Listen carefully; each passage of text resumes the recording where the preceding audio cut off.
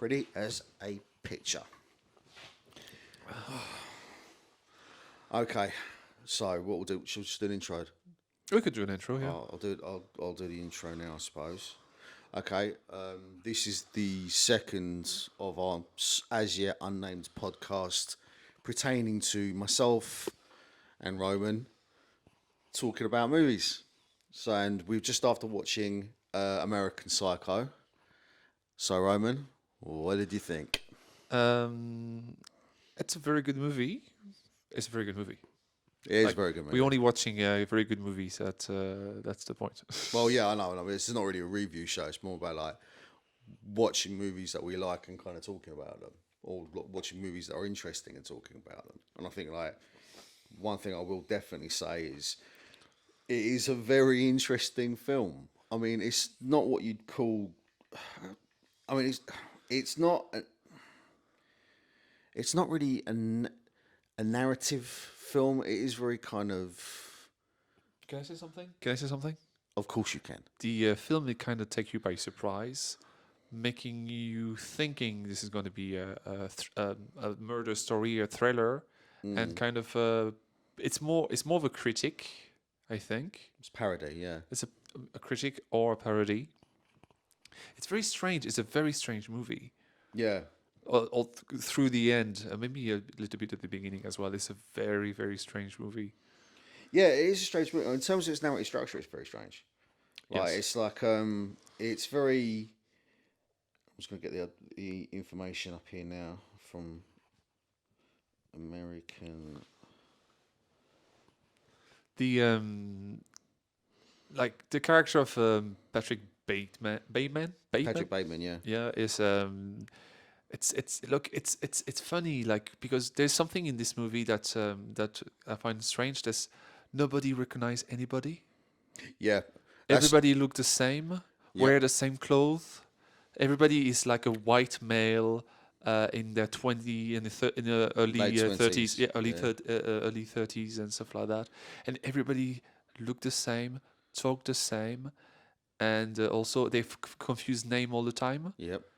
Like it's a very strange. They do you that almost in the book as well. also the thing that one line he say in the movie. I just want to fit in, Yep. and by fitting I mean like it's just looking like everybody Everybody else. Yeah, yeah.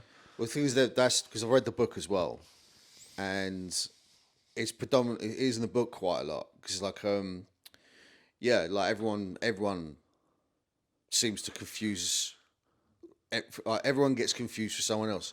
Like, you know, like for instance, like the scene where like when he's murdering Jared Leto's character, Paul Allen.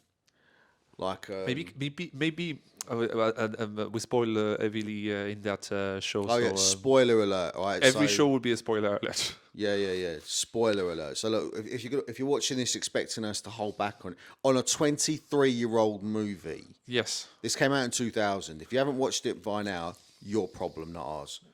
As far as I'm concerned, at least, anyway. Yeah. But in terms of like how good the film, in terms of the movie itself, I mean, it is a very strange film. It's a really cool film, Very cool here. beautifully shot. Also a movie of its time as well. Oh, very much so. Yeah. Well, Late 80s or 90s, early 90s. No, it came out in 2000. Okay. I saw it in the cinema. Okay. When it Like came out. you have you have the date I there. have the IMDb in front of me. I actually went to the cinema to watch this because I read the book. 2001, 2000, 2000. 2000s. So it was released almost the same time as was Matrix Reloaded in 2000 as well. About 6 months before. It was 1999. Yeah. Yeah. Okay. But yeah, it's around the kind of like turn of the millennium period. But I mean, because like the book was a critique on like, it wasn't even a critique. It was a bit of a piss take. It was a parody, and it is a parody, you know, because you got to bear in mind like the film in itself is utterly ridiculous. It is ridiculous, but like it feel like a parody, but sometimes life feel like a parody as well. You know, like it's so strange that like for example the guy is like having this body bag the size of a human being and put it in the back of a taxi and the guy's like Oh my like, god! Where did you get that night? sorry, the guy is like he doesn't say his name. He says the wrong name as well. the guy, the taxi scene, the guy think he recognized Patrick. Is like, oh, Paul, like no, or something like else. Like, No. He turns around to him and he says, "Oh, Patrick, is oh, I that say you?" Patrick. Okay, Yeah, and he says Patrick. He goes, "Oh, Patrick, is that you?" And he goes, "No, Carruthers, it's not," or something along those it said lines. his name. It's no Yeah, Crothers. yeah, It's no, not. yeah, no, Carruthers, it's not.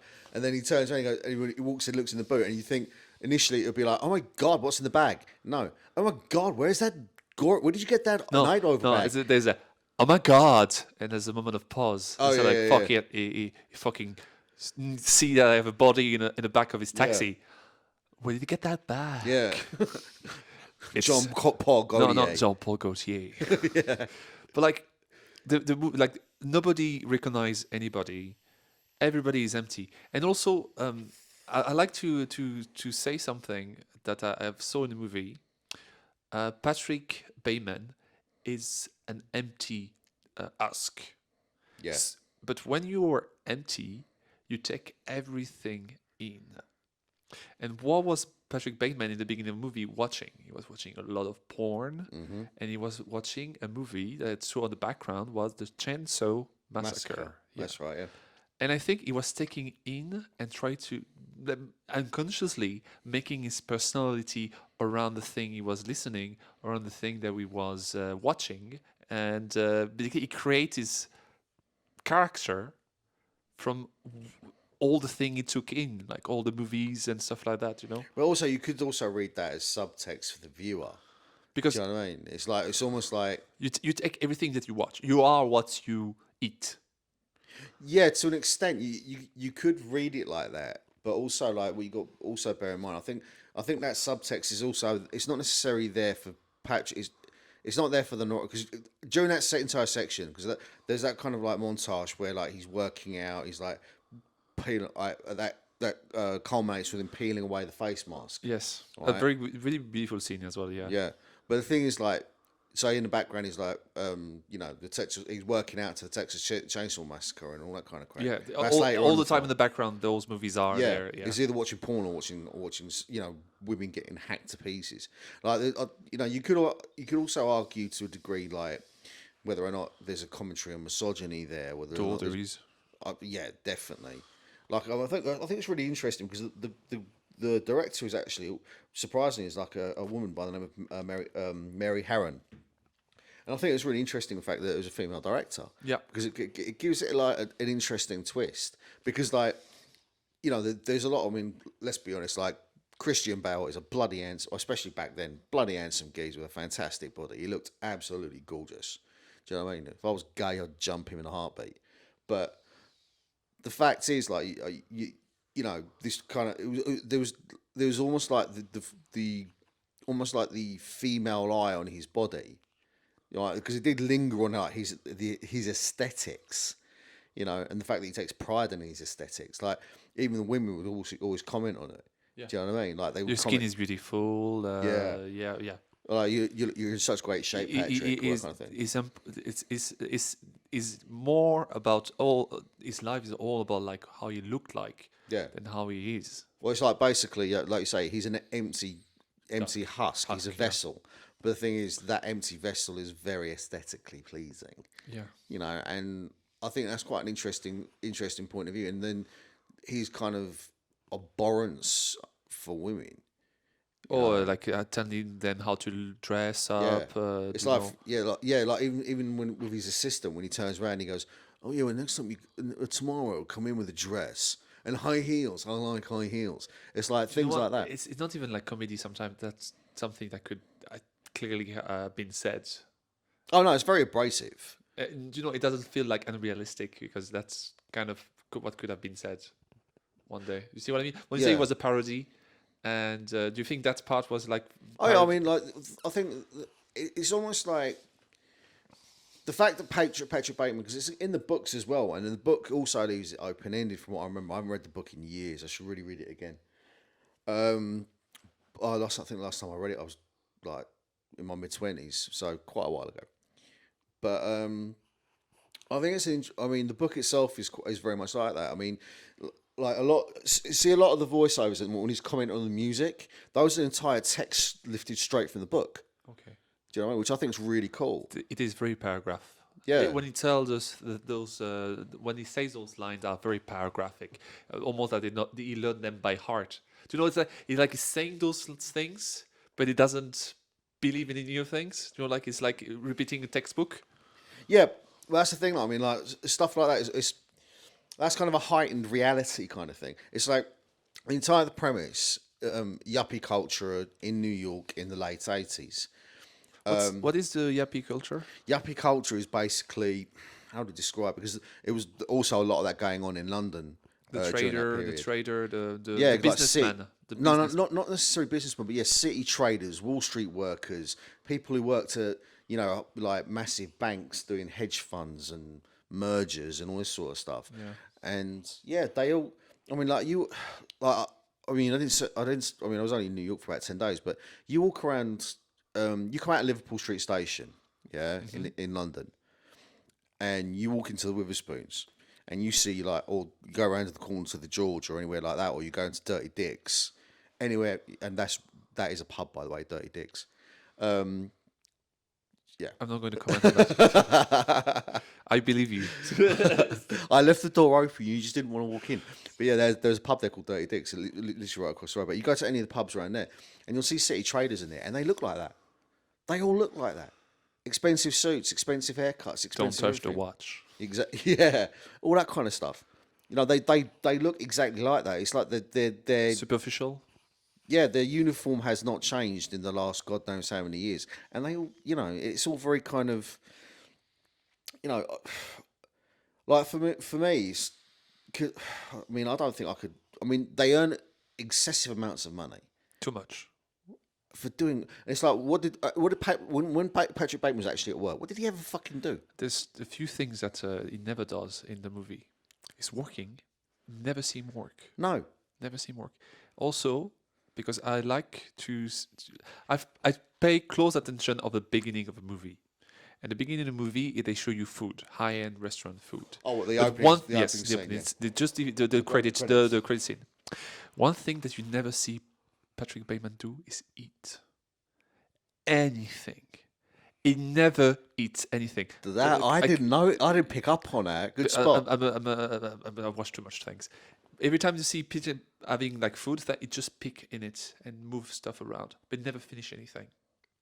Also, it's like and so later in the movie, like it's like I want to go to the restaurant. I want to go to the restaurant because I want to book a restaurant. They don't even go for the food.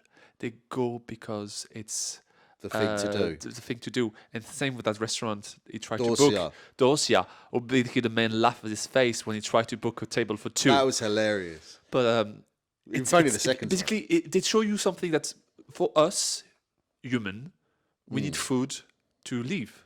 Yeah. And then they don't even eat. It's a status symbol. It's a state. They don't even go there to eat. They go there because that's what's trending at the moment. Yeah. Even though they don't talk about the food, they're just like, yeah, it's the best place here. Oh no! Like, Can you get? Yeah, it's like the whole thing because you never see the inside of Dorsia. Yeah. The entire movie. No. Right. So they're all phoning up. Right. Oh yeah, I got reservations at Dorsia. I'll see you at Dorsia. Can you get reservations I at think Dorsia? nobody that movie went to Dorsia. No, yeah, you don't actually see anyone in there. They're in every other restaurant probably, other than Dorsia. But everybody's pretending they went to Dorsia. Yeah, because it's all. I mean, whether or not anyone actually gets into Dorsia is another matter. It's not the point. Exactly. You want people to think. They went to Dorsia. Exactly. But like the thing in the movie, like for example, when I start realizing it when first of all in his apartment there is no food whatsoever. Maybe there is this sorbet yeah. in the thing, but he was the only thing in the fridge. Other than someone's head. Yes, of course. That's yeah. Yeah. But for example, when he's with the character played, the detective played by Willem Dafoe. For example, Willem Dafoe they have two steaks on the table. Willem Dafoe saw the steaks and started eating it, and he take his knife and fork, and it doesn't cut the meat. It just like scratch the top of the meat. And then when he saw the man do the salt, William he Dafoe, just yeah. do the salt, but it doesn't look. It just like salt like this, because he just tried to imitate it because he doesn't know how to eat. He never eat. This character never eats in this movie. It's like he doesn't know how to.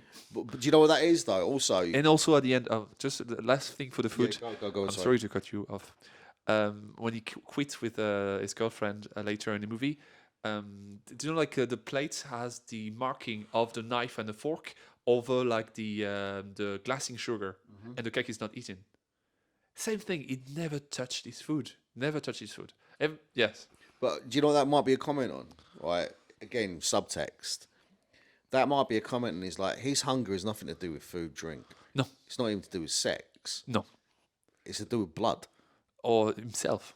Well, no. The thing is, like, the only two things he satiates is sex and violence. Or self-love as well. I don't know. Well, no, there's Even no love. during There's sex- no love of self. Even during sex, he's just looking at himself in the mirror. Yeah, he's a narcissist. Yeah. Like, clearly psychotic, obviously, hence psycho in the name of the But film. like, I don't think he's a psychopath. He is not a psychopath. Are you sure? It is not a psychopath. Maybe because psychopaths are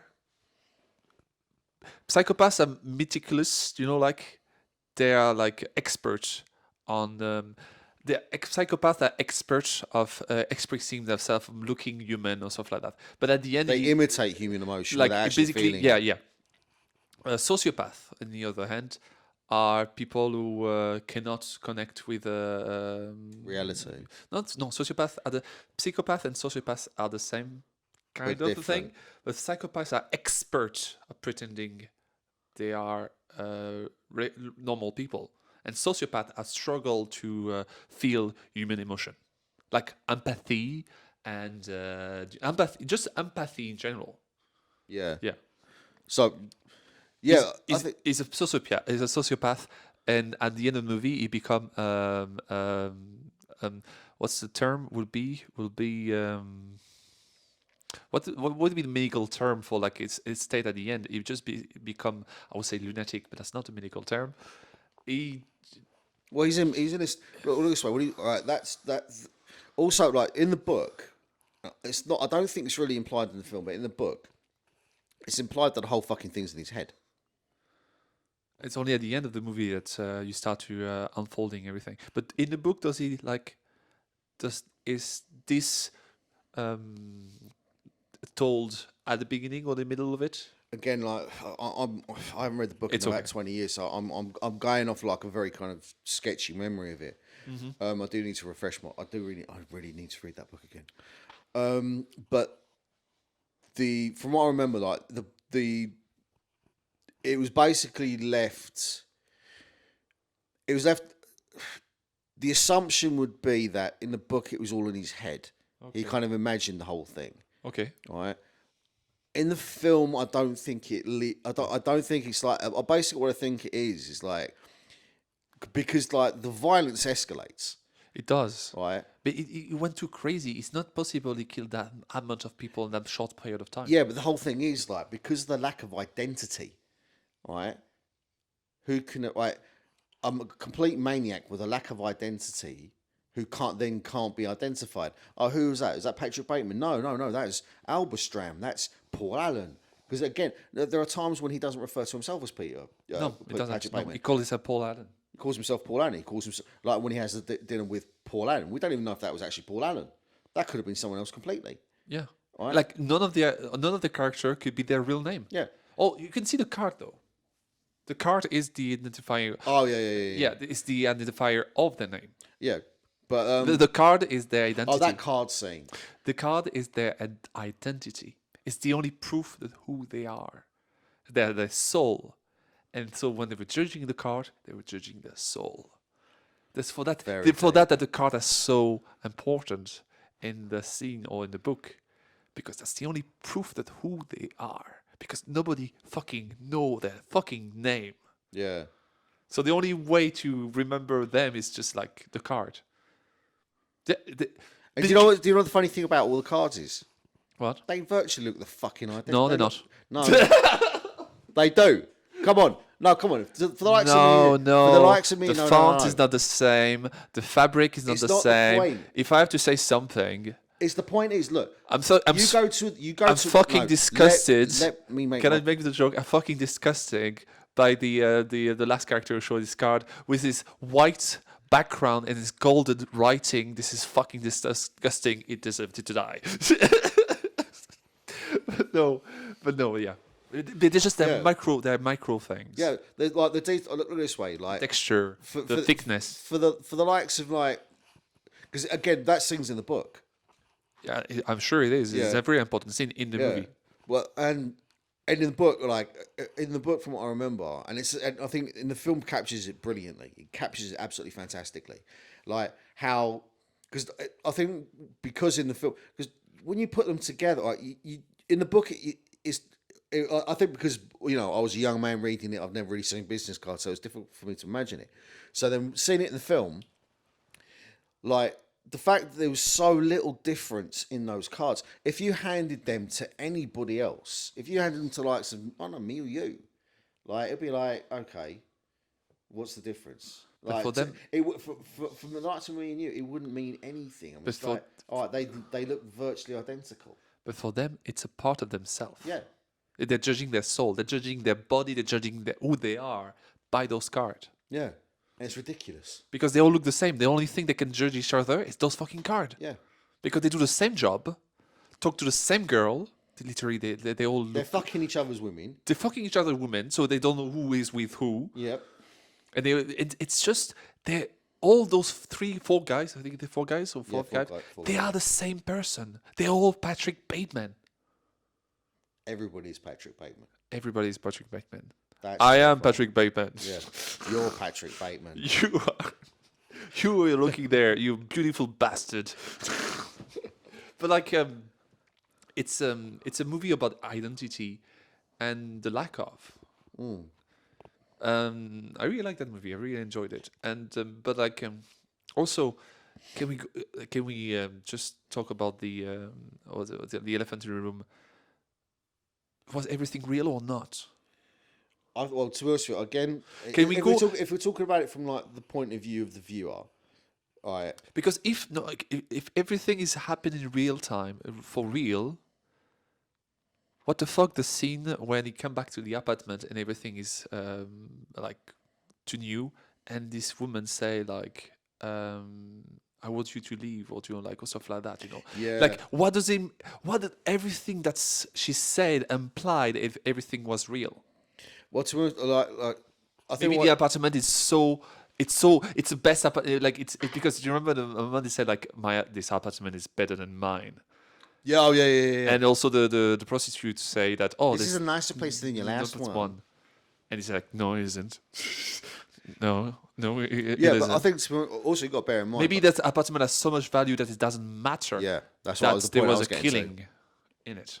Well, like, you got to think about it, right? Some of the property values around Central Park are astronomical, even back then. Do you know what I mean? It wouldn't be like what an apartment back then would probably cost about what $2, $3, $4, $500,000, maybe more. Those same apartments now are probably selling for over fucking $5 million, but Like in Ireland. not too. Yeah, well, to a lesser extent, but yeah. Especially with rental prices at the moment, it's fucking No, ridiculous. it's like But anyway, but yeah, like, I think with the whole, I think in general, like the film itself is the scene you're talking about anyway, right? It's endemic of the fact that it doesn't matter. I mean, like the woman clearly knew something was going on. She knew that he knew something was going on about what happened prior to that. but she preferred to leave that. She just wants him to fuck off so she can sell the apartment Yeah. to some That's- some poor unwitting fella who's willing to pay up on the premium. That will be the idea if all those killings happened. And if it wasn't, she was just stressed out and the guy was acting weird and she asked her to leave. Yeah, but I like the fact that there's Like a you kind don't of know uncertainty. because both work. It's a good movie because at the end like both scenario works. Both scenario works. I agree with The you on the that only problem with this movie I have is there is a second movie. they made a second movie that nobody talk about because it's bad, probably. Because first time I tried to watch that movie, we we we um, we found that second movie instead of the American Psycho, the real one. Mm. And that movie went with the idea that he did all the killing. But that movie was not. It was basically it went back to a slasher thing story or stuff like that. Basically, it was given to like Because because there was no the thing is like there was no sequel in the book, No. right? Can you look at I can look the it sequel of American Psycho 2? And I think he flopped because first of all, it has nothing to do with the book, and also it has nothing to do with the main story. And basically, I think you're just following one of the murder daughter. Like no, like a daughter of one of the parents were murdered by the Patrick Bateman, and she tried to find who is Patrick Bateman or stuff like that, you know. But like, there's no involvement of Oh right, it came out a couple of years later. yeah. Director Morgan J. Freeman, not Morgan Freeman. Writers Alexander Sanger, Karen Craig, Bret Easton Ellis. He was the writer of the original book. So she was involved in it. She was involved in it. Stars Mia Kunis, William Shatner. Mia Kunis. Oh man, I used to have a massive crush on her. Can you read the synopsis just to be sure what's the movie is A about? girl named Rachel Newman has developed a taste for murder and will stop at nothing to become Nothing a with college Bateman. profession's assistant. I think they talk about Bateman in the beginning of the movie, Oh, do they? Is there any kind of like? but it didn't do as well as the Well, first one obviously not. because he didn't hear about it. Maybe it was a Oh no, screenplay is Alexander Sanger, Karen Craig, Bret Easton Ellis. Characters created by. What does that even fecking mean? Not really. Storyline. Rachel Newman has developed an interest in murders after encountering psychopath Patrick Bateman. To further study the subject, she enrolls in a university department for behavioural social sciences under the expert leadership of former FBI agent Robert Starkman. Very certain about herself, Rachel has one single goal: to become Starkman's teaching assistant. It's a prestigious job. Having that position will almost guarantee employment in the FBI, but becoming her professor's assistant is no easy task. First trouble arises when Secretary Gertie Fleck decides she's too young for it. Gertie Fleck won't be the only obstacle. Yeah, there was a following of that movie, and though that movie implied that the killing happened, which I fucking hate. Because it's so good to just sometimes some story doesn't need to be No, I mean the fact that I didn't even know that there was a fucking sequel says everything you need to know. Yes. I'm pretty sure that any of you there watching this right now didn't know there is a American Psycho 2. And in fact, they had Mia Kunis in it. Who's that? You know that '70s show. No. Oh, don't worry about it. It's not important. But I don't know. I think getting back to the original. I mean, like, to be honest, with you, the fact there's a sequel, I think is irrelevant. I mean, No, it is not. No, it's not relevant. But what was relevant about is that they went with the scenario of he did it right? instead of the scenario everything was on his head. Because the problem with everything is on his head, there's no following to that.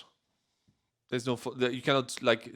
It's just that I hated that they choose for you what the ending was because it's an open ending. The movie It's is a movie that basically encourages you to ask questions about the validity of the actions that took place. yeah. And the fact that, as you say, the fact that there was a sequel, it should you choose to watch the sequel, it makes your mind up for you. To be honest with you, I think what it does is it ruins the movie. It does. That's why. If why I wanted to talk about it. It's bad. It does ruin the movie. Yeah, I mean, so don't watch the sequel. Don't watch the sequel. Should we watch the sequel? No, I've no interest in watching it Okay. at all. But yeah, you're right. Go on. Sorry. But no, I mean, I'd rather watch good movies, mate. Me too. Do you know what I mean? But the fact is, like, Okay, Bret Easton Ellis clearly, well, apparently did have some kind of involvement with it, but She was pushed maybe to because of the success of the first one to yeah, write it. It happened as well with Silent of the Lamb or like all those movies. Sometimes they are pushed to the success, make them no, wanted the to make. executives come in their pants with all the money that's coming in. They're like, oh, can we make more? Let's make more of the same thing Oh, again, again, and again. Titanic was a huge success. Let's make Titanic 2.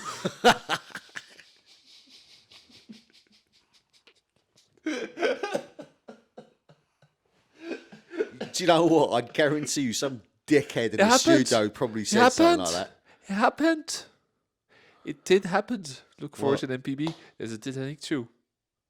As I tell you, there's an American Psycho 2. What? There Don't is wind me a up. Titanic 2. Don't. That can't be right.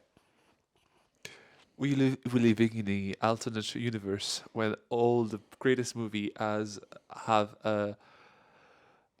a sequel that's completely shit. Oh, get out of it. There is a Titanic 2. Titanic 2, Ah, the long-awaited sequel to Titanic. my God. Director Milburn Dunhill, writer Milburn Dunhill. You're a donut. Some of the acting is not bad. Oh god, man. I'll tell you, I know so many. Oh, there's the Shining 2 as well. Every movie that's successful has a shitty 2. Not every movie. There are such things as good sequels, mate. Aliens, sorry. Aliens, yeah, absolutely. Because it's a Terminator movie. 2. True. Yeah, there are good sequels. I still love the first one. It's a great slasher. What? Titanic? No, the Terminator, you mean? Terminator, the first one, is a Yeah. great slasher because everybody say like, "Oh, it's science fiction." No, it's a slasher movie. No, it's a science fiction film. No, it's a slasher movie in science fiction clothing. Yeah. That's what it is. But getting back to Get back to American Psycho. Though. Let's get back to that. But yeah, I think the fact I like the fact that the ending's open ended. Me too. I like the fact that you're asking questions because sometimes like you don't necessarily need to have a film like end in a conclusive and satisfying way. Yeah. You can have films that kind of just can leave you with not so much wanting more, but leave you with questions, leave you with a degree of uncertainty. Because at the end of the movie, you're basically feeling what Patrick Bateman's feeling. You're confused. It's actually pretty Yeah. cool. You a good feeling point. what is he feeling right now. You are confused watching that movie.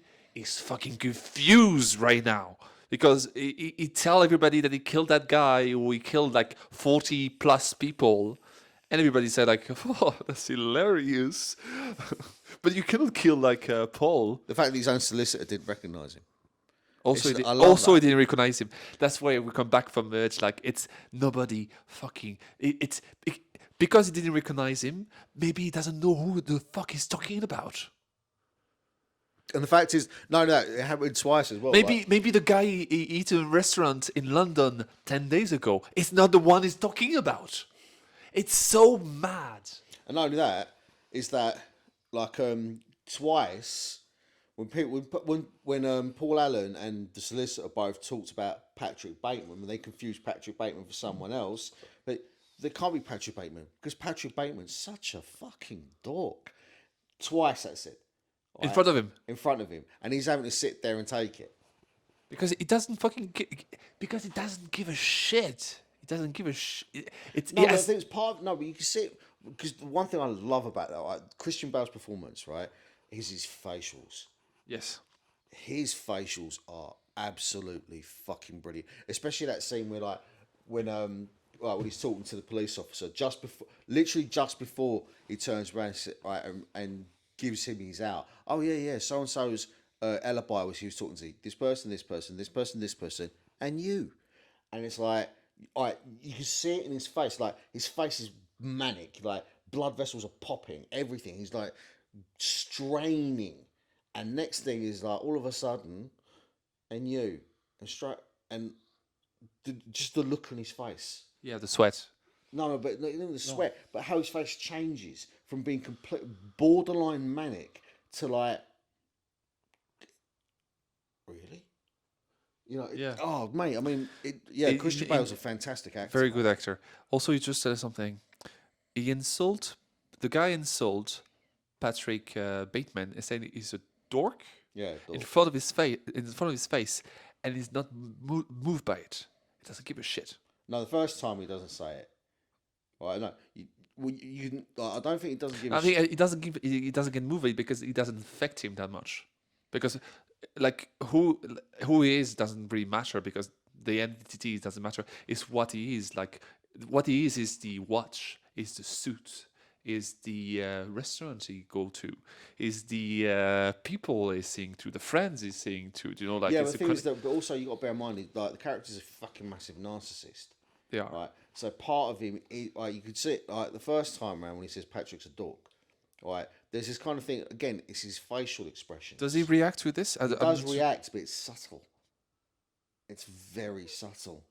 But he hurts less that if somebody touches watch Oh no, that. or criticize his card or stuff like that. You know? Oh yeah. Also, This will hurt more than just Yeah. somebody telling him his face. Oh, he's a dork. yeah, but no, I don't think that is because all that ties up within his narcissism. Yes, he's an empty vessel in some respects, but the fact that his identity is tied up in all of this, and I think that's where, again, it's like the whole question of identity, and like how you tie up your identity in, like, for instance, with these yuppie fuckers, like how they're tying up their identity in the way they look and the clothes they wear and everything else. They're tying up their identity, but also, again, they want to fit in. So, and there's this kind of weird juxtapositions in the more you try and fit in, the more you lose your identity. You know, and I think, like, again, like we've discussed it already, is like how everyone's almost interchangeable. Everybody is the same. Yeah, it doesn't really matter. But everyone's identity is so important to them, but they've all lost their identity. There is no you. There is no They are just only what self. they're just only what they are pretending. Yeah. Well, There's nothing inside. That's what no. they say in the movie. Patrick Bateman say in the movie multiple times that it is empty inside. Yeah, but the things with like something that's empty, like as was it Socrates? Nature abhors a vacuum. So like he's trying to fill that vacuum, but he's trying to fill that with sex, with money, with murder, with and like and it's that lack of empathy that drives him to do abhorrent and awful things. And yeah, I mean, he's an interesting character. I mean, he's a loathsome prick. You know, he's not. There's nothing likable about. He's not a a charismatic protagonist. You know, it's almost like a case study. Yeah. You know, like how you know. Yeah, I mean, yeah, he's like a case study. Like what happens when you strip, right? When you strip the identity from someone, like so completely, so totally, and there's nothing left. So when that void is then created, what do you fill it with? You What, know? you know when you're an empty when you're like a blank, you just fill the void with everything that you surround you. So movies, there's watching in the movie he's watching like horror movie, like psycho movie, or he's watching a lot of porn, and that's after he watched those things that he become what he watched but like well like I'll talk about that already, but like just can I have something about empathy? Did he express empathy when he was almost going to kill his secretary? Or maybe because the voicemail of his girlfriend stopping killing because he break his mood basically. Because he can only kill girl that's like attracted to him or in love with him or stuff like that. Well, I wouldn't say those prostitutes were especially enough with him. No, they were not. But like, why did it stop him at that moment? It's an interesting question to ask, and I think it's never really truly answered. It's never truly answered. Was it empathy? I Because don't think Because she felt bad. He felt bad. I don't think even that was it because again, the credit to Christian Bale's acting there because what he did there was fantastic. But like, I still don't understand that scene because nothing stopped him to kill her. Yeah, I mean, he had a nail gun at the back of her head. Yeah, nothing stopped him. Yeah, The only thing that stopped him was this voiceover. yeah. Why did he stop? Like, why? I don't think that's the thing. I mean, that's one of Was those. it like that's what I'm saying? Was it a little bit of empathy? I don't think it was. I don't think so. I think the only thing that I think, as you say, I think maybe the phone call broke his mood. Mate, I don't know. I mean, Yeah, maybe it was just that. Maybe it was just like, yeah, yeah. you 'Cause, like, broke, when he you was- broke when my, you broke my. Because like when he was talking to her afterwards, when he put the nail gun down, he sat down and you know, I he think you starts should leave. talking- No, I I think he was genuine. Said, I think you should leave. Yeah, but- before you get hurt. yeah, And once he was thinking, he was saying this. He was thinking hurt physically, but what she understood to say hurt emotionally. yeah.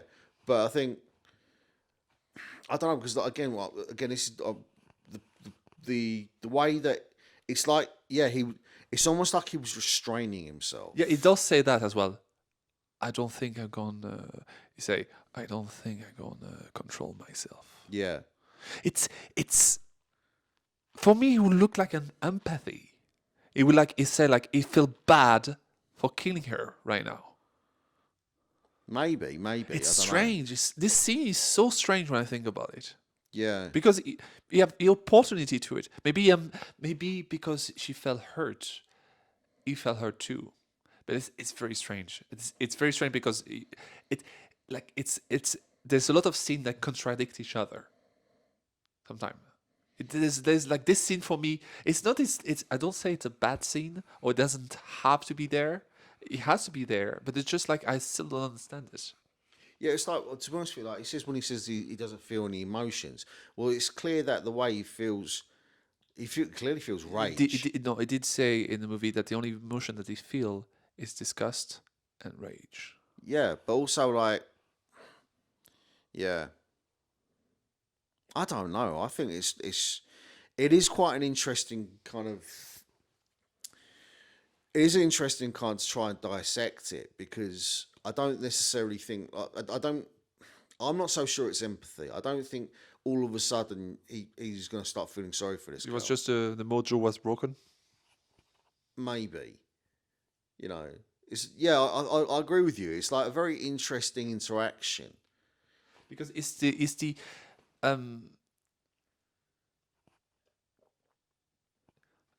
I don't know I don't know what to say about the interaction with her and the secretary, with him and the secretary. I don't know. It's a strange relationship a little bit. I don't know. Maybe it's the only girl she didn't fuck, so maybe I don't know. Sorry, I didn't say the word. We're gonna cut that. No, I swear, fuck it. I don't care. Fuck it. It's a podcast. Fuck. All right. Don't get too carried away. But no, I think generally I don't know. I mean, yeah, he didn't fuck her. I don't think it was necessarily. And to be honest, I think that's probably the most accurate word to describe it because it's not making love. It's No, not, it doesn't. It's not. There's nothing sensual or beautiful about it. It's ugly rutting. It's fucking. It's an expensive jerk off. Yeah. And to be honest with you, he's always videotaping it or he's looking in the mirror when he's fucking. He's got no interest in the women he's having sex with. No, it's an expensive jerk off. Yeah. Absolutely no interest. He's got no interest in the women he's with. He's got no interest. It's about power. It's about, it's about, a lot of it is about power as well. Like, for instance, like when that poor hobo, he's like walking up to me and goes, hi, poor old Al. Did he play with him or did he snap at a moment? One of the scene as well, I think. Was it genuine when he tried to help him? And when he touched him, he felt disgust, so he had to kill him? Do you know, did he snap? Did he switch? Did he just, change his mind? No, because he goes into his briefcase, and I think, from the point of view of the poor character, poor old Al, he was probably thinking, your man was going to open up his briefcase and give him a check. Why did he stop? Also, he stopped to insult him all along, like Well, yeah, it was again. It's about find, power. find your fucking job. Yeah. That's Did he call him the N word? I think at some point, or No, like he no, he didn't, did, no. but it be the B word. But like yeah, it's just like become racist and so like that's Why do you typical. get a job? That's typical of You you. really you've got the wrong kind of attitude. It's like it condescends him. He Did he again, try? Did he try to? Because there's nobody to look at him. There's nobody to witness his thing. It does remind me a bit of the like the goodwill that you see on TikTok and stuff like that. Like the guy is like, oh, the guy is so poor, and this guy is like helping him and stuff like that. But just like when I see those videos, I just see the like one guy filming and the guy coming in to like Yeah. it's just like all those fake thing that there's nobody witnessing this. So why are you trying to help him? again, I think to be honest with you, I don't know. Again, I think a lot of it is down to power, like that feeling of power over someone. Because Because he gives him hope. He gives that. I think the he worst feel of like a that, god. He feel like a god, yeah, basically. Like yeah, he gives the poor man a crumb of hope, literally a crumb of hope, and then turns. yeah, snaps. No, he doesn't snap. I think he does snap because No, I don't think he does because what he does I is think at the moment when the homeless touch him, he snap. maybe. What we'll do, we'll agree to disagree on that. I don't think he snaps. I think basically what it is, it's a power game. Like he goes in, he sees there's no one around, comes up to him and goes, "Hiya there, man. Do you need some help?" Oh, And then you're right. Maybe it was a power game. Yeah, go on, yeah. sorry. So what he's doing is he's lifting him up. He gives him a crumb of hope. He lifts his spirits. Like he's like, "I'm cold. I'm hungry. I'm cold. I'm hungry. I lost my job." He's like in absolute dire straits. Whereas Patrick Bateman, he's loaded. He's working in a flashy job. He's got his flashy clothes. His slick haircut. Comes up to him, starts fucking talking. At first, starts giving him a little bit of hope. Then he starts being condescending, then patronising, and then yeah, he starts grabbing him. Then there's that feeling of disgust. He opens up, right? So, then he flips open his briefcase, pulls out a blade, and starts shanking. We don't see the blade actually. Yeah, you don't. Yeah, true. But just he flips open his brief, reaches for something anyway, and shanks him. Yeah, And then what does he do afterwards? kill the dog. Kicks the dog to death. It's the usually when in the movie when somebody kicks the dog, it's a famous thing. It's like the kick the dog Yeah, scene. they use it in westerns a lot. Yeah, it's usually the people who kick the dog is a Are the bad guy. baddies. You never kick the dog. Don't kill the dogs, Don't kick the dogs. Every dog is a good boy. except when they're not. They're all good boys. There's just bad owners. That's true. There's such a good thing as bad dog, only bad owners. But yeah, the fact they kicked the poor dog to death. I mean, Kid the cat. Kid the he cat. didn't kick him. He stamped on it. Oh, by the way, if somebody kid the cat in a movie, it's a funny movie. I like this movie. It's so funny when somebody kick at a cat. They're like, cat a douchebag. True. Got a funny story about crazy cat ladies. Funnily enough, in your mum and dad's place. There's no cats in my mum. No, there was a crazy cat lady. I was talking to mum about cats. Oh, yes. I've told you this story. But Oh, yes, you did. so yeah, and we'll leave you hanging on it. But Maybe in another video we'll talk about it. who knows? Who knows? But yeah, I think generally speaking, I think the film itself, I think the character of Patrick Bateman is such an interesting character. Look, he's not a nice dude. He's an absolute fucking scumbag. But But bad guys are interesting anyway. yeah, like the fact that I mean, you could turn around and say, oh, yeah, it's descent into madness. It's not a descent. He is mad. He was already there. He was already inside of it. I mean, Maybe he burst out. Maybe he just burn out of all this madness he has in him at the end. well, I think what it does is it's just a constant escalation. Do you know what I mean? But the violence was still there. Yeah, the violence was always there. When you discover the character, he didn't start killing. He was already killing. yeah, In his head, he was already killing. yeah. Well, not only that, I mean, you got to bear in mind. Or in his head, I mean, like, or in real life, like open-ended. Yeah, I mean, I think to be honest with you, like the film itself, yeah, it's an interesting character, an interesting film, and also like it examines like also like the treatment of women as well, man. Like his view on women is fucking abhorrent. You know, like again, like the way he talks to like Chloe Savini. I mean, I really liked her performance as the secretary. Like, she was very demure, very shy, very quiet. You know, Very gentle. yeah, and like she's almost like the counter to Patrick in a way. Like the fact that she is quite, you know, she's you. I wouldn't say she loves him, but you could definitely tell there's an attraction there, There is. without question. You know, But there was like when he was in the apartment, she had hope that she this it was never mentioned in the movie, but like I could feel she had hope that like she'll see him, like yeah, like she'd find out the real Patrick Bateman. And I no, think, like I know the most heartbreaking thing about the film is when she does find out the real Patrick Bateman right at the very end when she starts looking through his diary. yeah. Do you know what I mean? And that is an escalation And the worst thing about the movie that it doesn't hide himself. at Even all. before the movie, he never hide what he's fucking doing. He has a bloody bag and going through like the concierge and Yeah, and the concierge just looks up and goes, also there's something that people mentioned, but I think maybe it was a mistake. I think more is the continuity error than anything else. At some point, you don't see the blood stain. The next shot, you see the blood stain. yeah. And then when he's outside in the street and you see the hallway he came through, there's no blood stain. Oh, okay, I didn't spot that. It's just something he's talked about. You can see Yeah, like. well, So if it is it like is it a continuity error from the? I don't think it is. do you know what?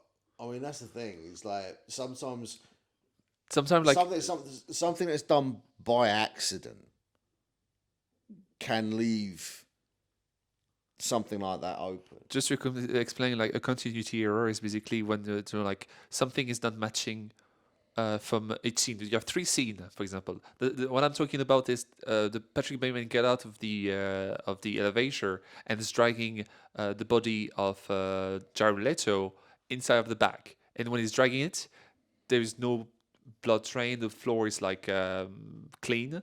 The next shot. So we change There's a the blood angle. trail. There's a blood trail. You see, you switch back to the back of the character, and you follow the blood trail.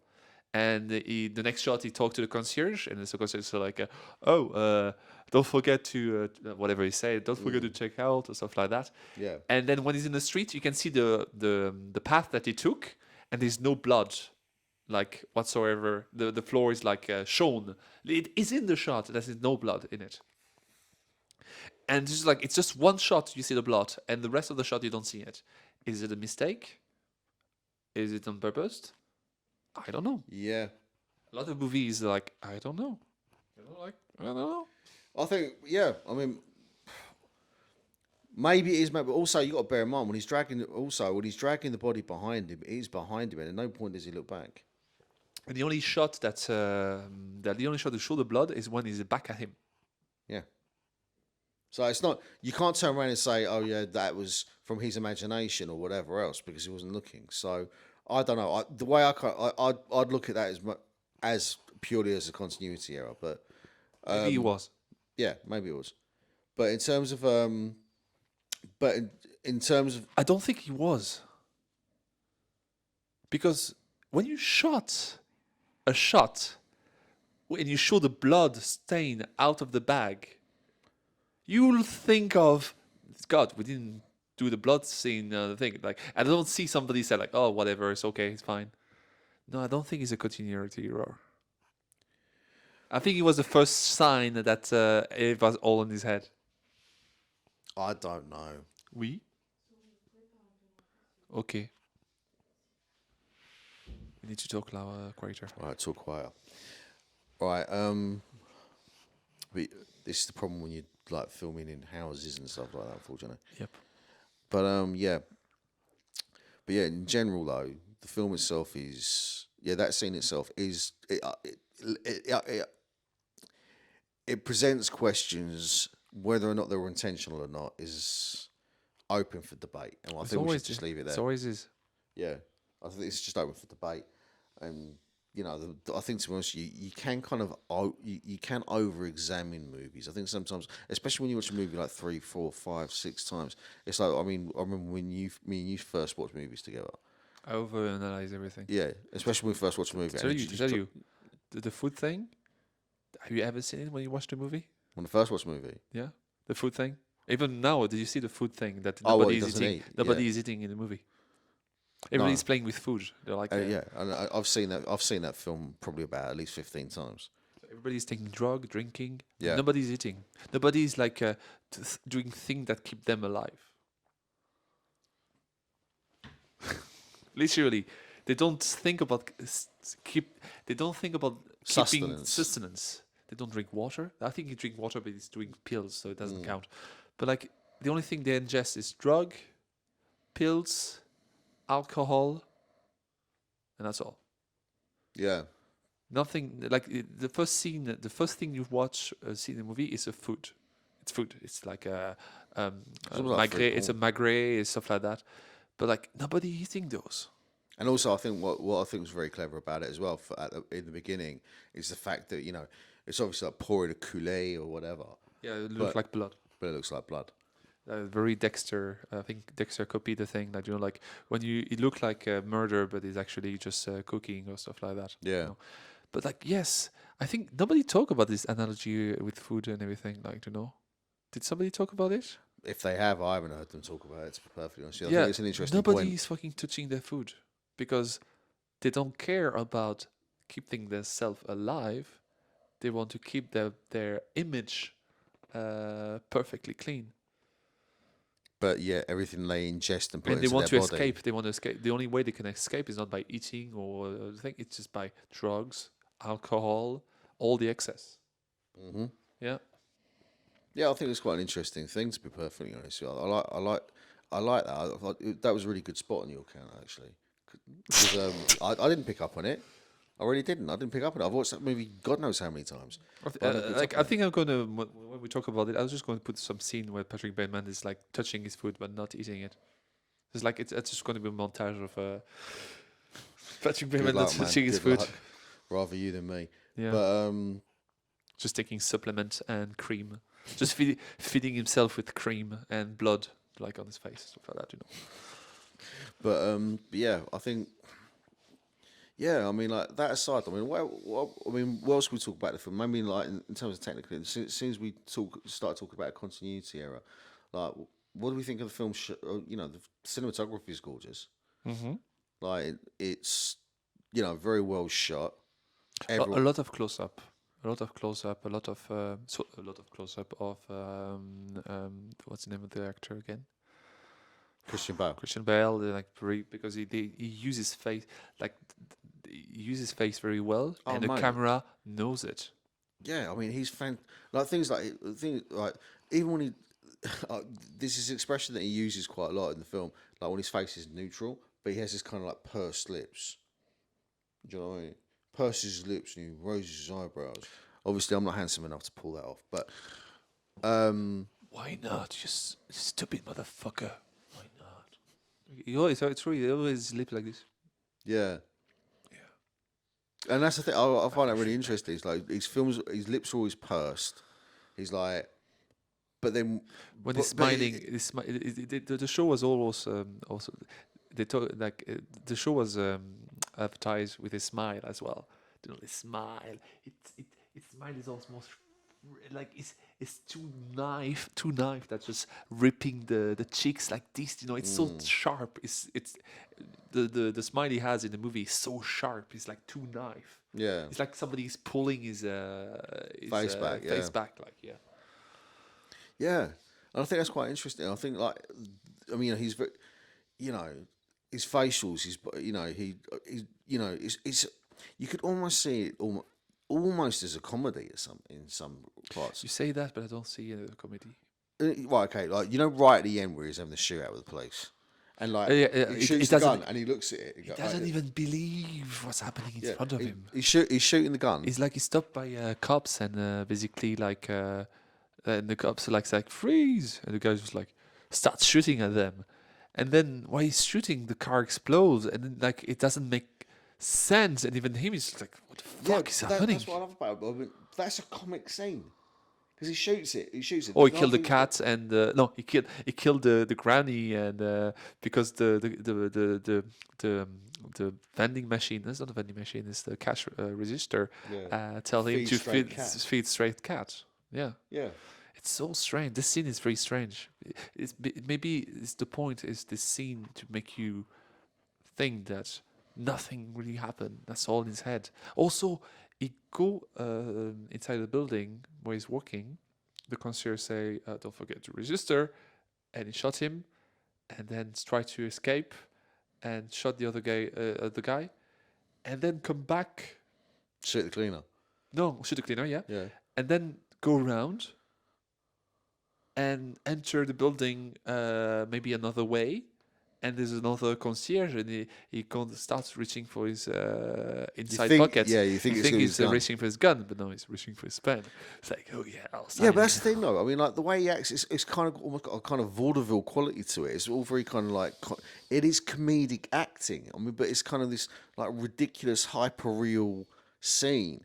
But I mean, I wouldn't go as far as to say that it's comedy, but it's played comedically, if that makes any Like sense. mad. Yeah, it's like it the showed madness. And not only that, it's like when he gets up to his office and he makes the phone call to his lawyer. I mean, again, his facials are. I mean, this is why like the whole thing's punched in his face. Like as I said, a lot of close up on his face. Yeah, but it's not even a close up. It's like there. The camera's there, right, practically on his nose. I think it's a wide angle and Yeah, very wide angle. And because It's you can punched see right you can see in. the window, you can see the helicopter light. You think it's searching for him, but we don't know. And the camera is extremely close to his face, and like he's just telling everything. He's just telling everything. He's almost also he's telling things he didn't do. He killed we her with a don't- nail gun. He never killed anybody with a nail gun. No, not in the film. But again, this is the thing. Patrick Bateman. We didn't pick up at the start of Patrick Bateman. No, never. Right, we picked up. In the Right. middle of it. Yeah, At the but no, beginning of the end. yeah, you could say that at the beginning, but even then, It didn't end. it didn't end. So you can't even say that. I mean, you don't know where really you're picking up. Like, Maybe he already had that psycho face before. Like that crazy face where he's talking to his lawyer or something like that. No, he didn't, because he's surprised, as much surprised as we are. That he's telling everything to a guy, and the guy's like, "Oh, that's fucking funny, man. That's fucking funny, yeah, dude." but things like it's just generally like it's all very hyper. It's all very hyper. It's all very maniacal. You know, he's like the way he's talking, the way he's acting. Even right at the end, he's sitting down. He's the lads are talking. Oh, well, you know what? There was one great scene, like when he goes up to murder Carruthers and Carruthers turns around and starts. But before that, right? Because this is literally just after he's shown them his card, Yes. right? And like at first, he's all very kind of cool, calm, collected. Next thing is he completely flips. Yeah. He completely flips. Yeah. And then, like, one of them sort of grabs him and goes, "Don't touch me. If you touch me again, you'll be drawing back a stump." Yeah. Do you know what I mean? And it's like, But nobody gives a shit of what is. yeah, but no one reacts to it. No one, at no point does anybody kind of pull him on his behaviour. No one, none of his friends, Just like you're over the line, or you are no one remonstrates with him. no, No one holds him back. No because one, nobody care. yeah, Nobody fucking care. because everyone's so up their own fucking ass. Because like when Patrick Bateman just like tell to people is a fucking serial killer. Do you know, like I like to kill women and bathe in their blood, and they're like, okay, all right. There's like nobody care, nobody give a shit, nobody's listening. And like that, oh yeah, what do you do? I'm into murders and executions. Really? I hear nobody likes that. What do you mean? Murders and execution. Murders. I have friends. No, was it murders? I have friends. Murders and execution. Execution. No. Mergers and acquisitions. That's it. So that's what she heard. Yeah. So what she heard was mergers and acquisitions. What he said was murders and executions. So that's the thing. It's like the whole kind of, as you say, no one really listens to what everyone's saying. No one really cares. You know, none of that. The amount of times when people will be talking to each other, right, where loud music's playing. Yeah. So they're straight, right? They're straight. It's like at the start of the movie when he got all Very start these. of the movie. That's true. Yeah, yes. when he start. he give like a token Yeah. to get the drinks and say we're not doing It's a this cash anymore. bar. It's a cash bar only. It's $20. And he And turns when around she and turned says, around, the loud music said "You're like, a dumb bitch, and I would like to kill you and play with your blood." yeah, there you go. And you Yeah, come back and say smile to her, and it's like, yeah, okay, bye. exactly. So like, no, there's all kind of, there's things like go on throughout the movie. So like, yeah, I think, I mean, it's not. I mean, one thing you couldn't really say, it's not a narrative film in that sense. It's I not wonder what the a Chinese, story with a beginning, middle, and end. yeah, You know, it there's no act one, two, or three. There's just kind of like these series of mad events surrounding this one character, yeah. and You don't know if it's true or not. yeah, I mean, and as far as we're concerned, as an audience, what we're seeing is an escalation, but really, it's not. No, because the escalation is flat at the end, because there's no conclusion. Yeah, Because he doesn't even get his comeuppance. I mean, even says he continually he's just stuck in he's limbo. yeah. I mean, He doesn't go to hell or heaven. he's He's just stuck in limbo. he's seeking punishment. He's seeking punishment. He does seek punishment. He tell everybody that's why he did. He just want to be punished for what he did. He feel remorse. Not he doesn't feel remorse. Maybe it's just he feel that what he did was wrong and he needs to be judged for it. I think the way I'd slightly Because rephrase he's sweating. Look, if you feel that what you did is wrong, you sweating. You stress when somebody's questioning about it. But like if you're a real serial killer, you know that everything that you did is not wrong. It's just part of your nature. So you don't even stress when somebody's questioning you if you kill somebody. You don't even sweat. That's what that's what the serial killers are like best at hiding thing. They don't even guilt of what they've done because he's not a serial killer. He's not a psycho, a psychopath. Sorry, a psychopath. He's no psychopath because psychopath basically are poker face. If they are the guy of the FBI asking him, so what have you been doing in a thing? Like, or if they start pointing out, he's not sweating. He's not a real psychopath would be no sweating because he know that nothing he did is wrong. He did only the right thing. He just followed his nature. That's what a real psychopath is. He's not a psychopath. He's a psycho, but not a psychopath. No a serial as you killer. said, I think earlier on, I think he's a Because he's sociopath. sweating bullets. He's sweating bullets all around the movie. Yeah. Well, I think to be honest with you, like, yeah, I mean, I'd say he's maybe more of a psychopath in the book. Yeah, but yeah, yeah, it's a peculiar film. It really is. It's not, again, the audience never gains satisfaction at the end. He doesn't get any. He's not a relatable or endearing character. No, There's you cannot relate he to has him. no redeeming qualities. No. There isn't any. At any point, do you feel that he, I mean, he doesn't feel remorse. I think he acknowledges what he knows what he is, insofar as he's a murderer. But he's not ashamed of it because he keeps telling everybody. But he's clearly seeking punishment, though. He does. So, what is it? What is it? Which a psychopath or serial killer will never do. No. So like, Because a psychopath, as I say, a psychopath or serial killer will never see any wrong in their doing. yeah, but also the things with psychopaths would be, I don't know. I mean, we're talking as if we know about this. I mean, I don't know, but what I would assume is that okay, they don't feel that what they're doing is they don't feel what they're doing is wrong. Empathy. No. They don't feel what they're doing is wrong, but they recognise in terms of the social. They know the social structure. Yeah, they know the social This is structures. what I said at the beginning. They're good at pretending to be Yeah, human. they're good at pretending. The point I'm making is, let me get to it. The point I'm making is that he clearly acknowledges, if not he doesn't feel it, but he acknowledges that there is something different within him. Yes. And going around and killing people isn't normal insofar as what other people do. So maybe to a degree he acknowledges that if he doesn't get put away, he's going to keep on killing. He knows he's going to keep on killing. And I think So he doesn't want to kill. well, it's not even that he doesn't want to kill. He's going to do it. He's going to murder people. He's going to murder men. He's going to murder women. He's going to keep on doing it until he's caught. And the problem is because of the, as we spoke about earlier on, when it comes to the lack of identity that anybody seems to have, the kind of interchangeableness of all the characters within, that there is no identifying him as the killer. There is no one that's going to point him out in a lineup and say, you're the one that needs to be put away. And even when he confesses to doing all these horrendous, evil acts, He's laughed at. he's laughed at. Yeah. So, Not taken seriously no, whatsoever. no, not even remotely. And I think, to be honest with you, I think that's what makes it. That's what makes it such an interesting film.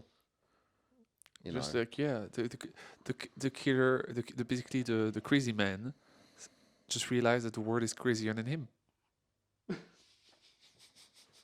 yeah. It's basically it's like it's, the world is even more crazier than he is. So yeah, it's such. Yeah, I mean, don't get me wrong. I think it's a very good movie as a film. It's actually fantastic. Again, like I think it's beautifully shot. Mm-hmm. There's some cracking shots in it, especially some of the architectural shots, like the way it kind of frames New York. Doesn't frame New York really. You don't see much of New York. No, you don't. But it's not. I wouldn't say it frames New York in terms of it being a character within the film. It's an environment within the film. All right. You don't see the streets really. You just you see the street at night. No, there are some shots there where like there'll be panning shots of the buildings and stuff like that. Like the mirrors, the Yeah, giant mirrors. But yeah, I think the these giant glass edifices Yeah. with these massive glass boxes. You never not like I think he says that. Did somebody say they were in New York? Like if you don't know what New York is. No. You know there was one shot with Patrick Bateman walking down. You could see the Twin Towers. Okay, fine. So there But is quite a lot of that. kids nowadays will not know what the Twin Towers are.